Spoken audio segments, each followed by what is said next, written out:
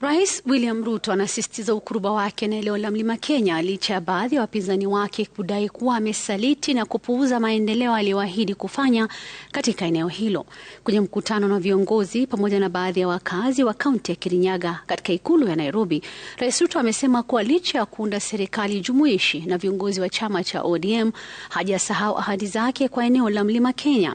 Na kama anavyotuarifu Melita Oletenges, rais amesema hawezi kamwe kuitenga Mlima Kenya na kuwataka wakazi wa eneo hilo kumpa fursa ya kutenda zaidi kwenye muhula wake wa pili.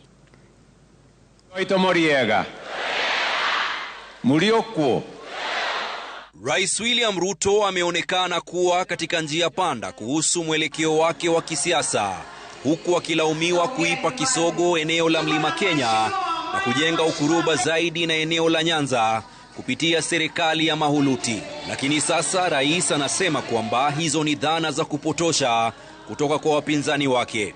Kwa sababu unajua kuna watu wengine wanajaribu kuniweka makosa ati sijui William Ruto ametoa watu ya Mlima kwa serikali. William Ruto, mimi nataka niwaulize, huyu Professor Kindiki si ni deputy president?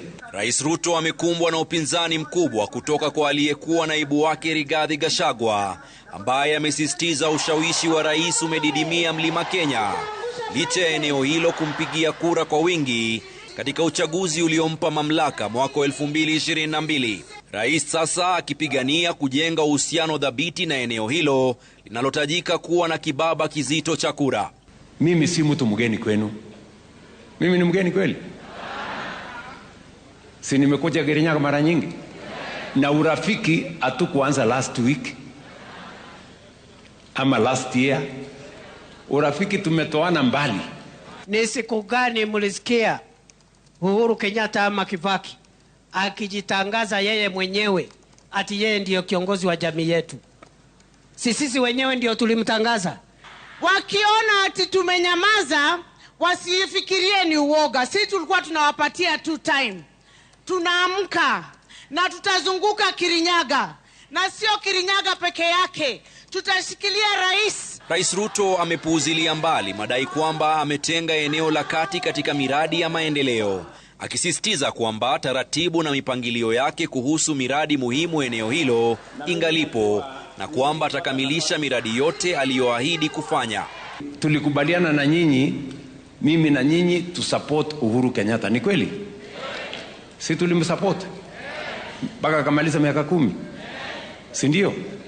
Alafu nyinyi mkasema wacha huyu mtu akuje pia ametusaidia hapo, wacha na sisi tumsukume.